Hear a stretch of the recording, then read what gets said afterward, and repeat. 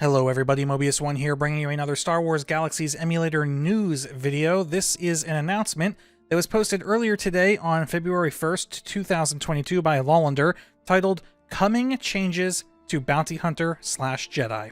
The article begins, there is a lot of speculation going on regarding two commits that have been pushed to Garrett. Both commits are what we refer to as two-way doors, which means they can easily be toggled once they go live.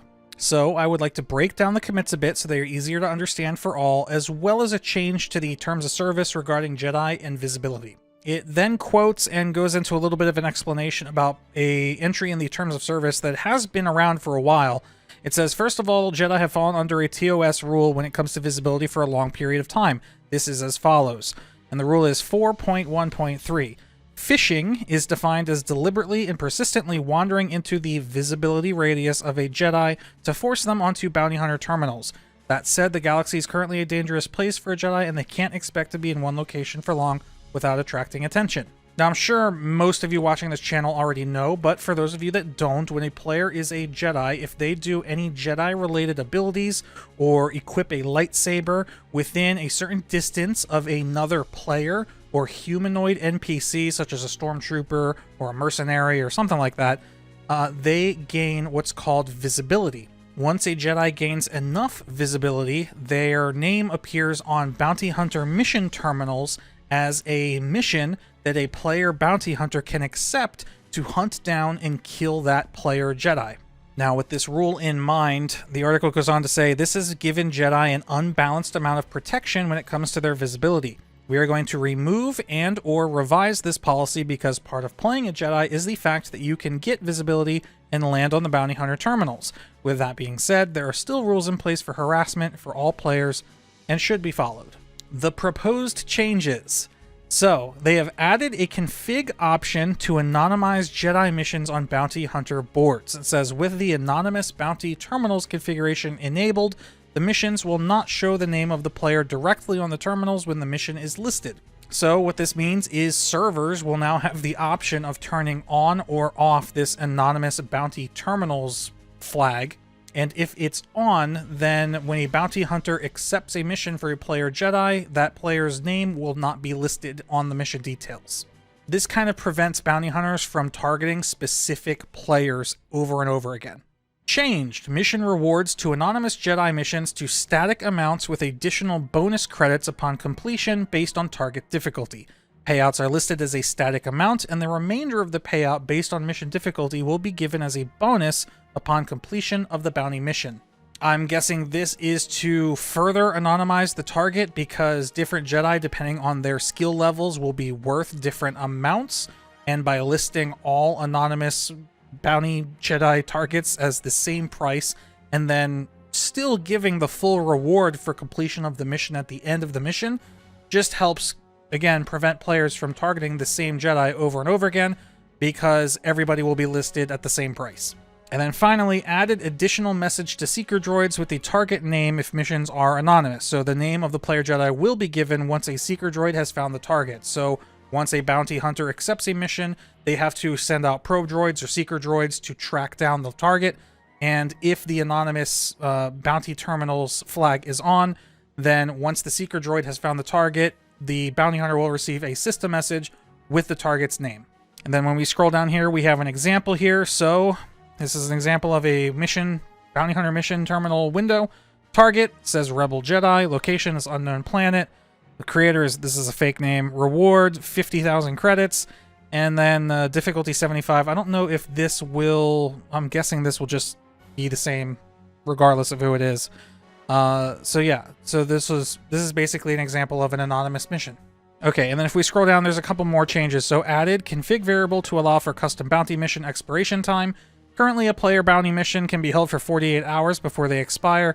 We are reducing that amount of time to 24 hours. This is in order to prevent friendly bounty hunters from holding a Jedi's mission so they cannot be hunted by those that may wish to see the contract carried out.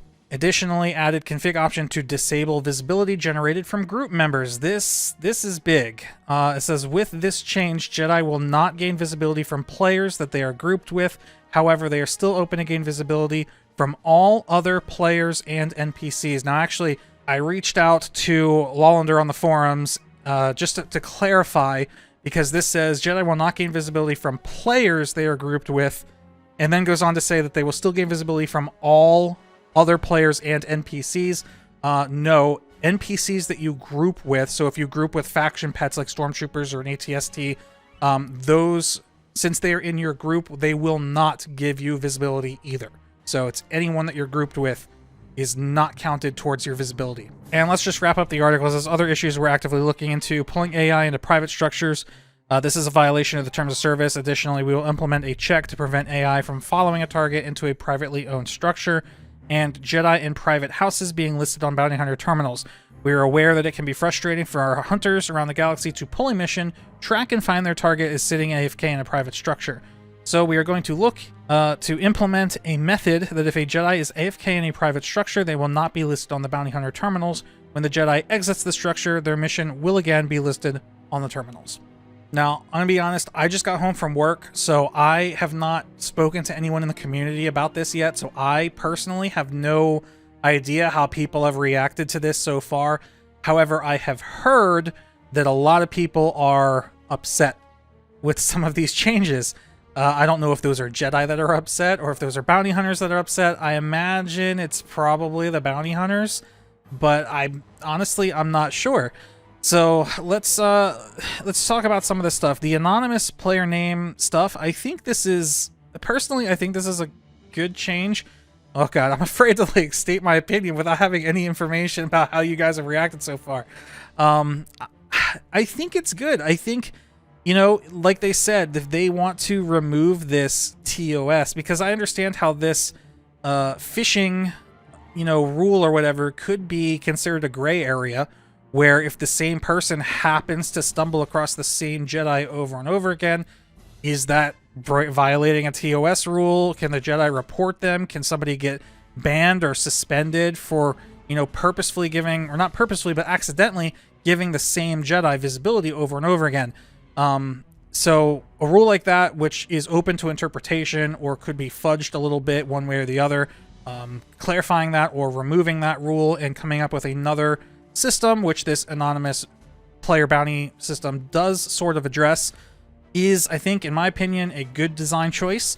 It's simple. If you're purposefully trying to hunt the same player Jedi down, even if you are able to constantly go to them, like if you're stream sniping somebody who's grinding Jedi on Twitch or something, even if you are able to go to their location, give them visibility, and get them on the terminals, the fact that the mission is going to be anonymous, where you're not guaranteed to be able to accept a mission for the person you are actively trying to hunt, I mean, you're still a dick, but you're no longer going to be breaking a terms of service rule. The custom bounty mission expiration time, I think that's a good change as well. Reducing it from 48 hours to 24 hours just makes it more difficult for people to, you know, prevent other bounty hunters from hunting down their friends. The group visibility no longer being a thing, I think, is huge, because prior to this, Jedi are basically required to grind solo. Otherwise, they immediately put themselves at risk for being hunted. With this change, now you can hunt in groups, which, you know, I think a lot of people have been arguing that SWG has an issue with encouraging group play. So this is fixing part of that problem. But also, and I think more importantly, this is setting up something that might be coming down the road, which has to do with group TEF, or TEF. If a bounty hunter rolls up on a Jedi who's in a group and starts attacking that Jedi, I don't believe that Jedi's group members can help defend him against the bounty hunter. I believe the Jedi is on their own. However, I have a feeling that that sort of thing might be getting looked at maybe in the future to change. I don't know. I'm not on staff. I don't have any like behind the scenes, you know, information or anything, but I know that the TEF, or temporary enemy flag, is something that people on the forums have been crying about for a long time to bring back. And I think that that would fall into, or this would fall under that, you know, change, if that change were to take place. So maybe that's what the bounty hunters, you know, people that are upset with this change, maybe that's something that they're afraid of, you know, in the future. but I'm not sure. So, you know, if you guys are bounty hunters, or I want to hear everybody's comments on this, whether you're a Jedi, a bounty hunter, neither, you know, even if this probably doesn't affect you one way or the other. Leave a comment, hit me up on Discord, let me know what your thoughts are on this. I'm really curious to hear, you know, how people are reacting and responding to this change. But lastly, I do want to remind everybody of two things. First of all, Finalizer, again, you've all heard it before, Finalizer is a test server. We are here to test things. This change may be terrible. The only way we're going to know as a community if this is a good or a bad change is to make it, play with it, and see what happens. It says right here in the first line of the article, both commits are what we refer to as two-way doors, which means they can easily be toggled once they go live. So if this ends up being a terrible thing, all they have to do is flip a switch and everything will go back to the way it was. I think it's important when a change like this is made that the people who disagree with the change don't stop playing the game because they don't like what was changed. I think you guys are the people who are more than ever responsible for continuing to play and voicing your opinion and showing why the change is bad. So that's really it for the changes post, but there was a post yesterday, which I'll just mention here, the SWG end of year update for 2021. This was kind of nice. They posted a lot of stats. So the, you know, like quick stats, you get your most accounts registered versus least accounts registered, active users, how many new threads, new posts, all that kind of stuff. But then if you scroll down, there's a staff roundtable where everybody on staff, or most people on staff, got to post a couple paragraphs or a little blog about, you know, how the year went, what they're looking forward to next year, pretty much whatever they wanted to. I'm not going to be reading over all of this. I think if you have a couple minutes, I think it's pretty cool to go in there and just kind of hear from each CSR, or not CSR, each staff member. Sorry, I was looking at Jaws CSR when I said that. See what each staff member has to say. Again, remember that this project is worked on by volunteers, and they're all people that have their own lives, their own drama going on IRL, their own stuff that they have to deal with outside of working on this project, and they're not being paid for it. So, yeah, give them some time, read what they have to say, and that's it. I'm still having a blast on Finalizer, though I'm not able to play it quite as often as I'd like to. Most of my time has been pretty much spent making medicine and doctor buffs and buffing in the Theed Cantina when I can.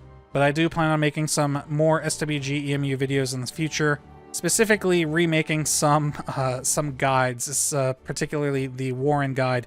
Despite the popularity of that particular video, it's got some mistakes that I'd like to correct. So that's it for now. Thank you again for watching. Mobius1 here, and I'll see you next time.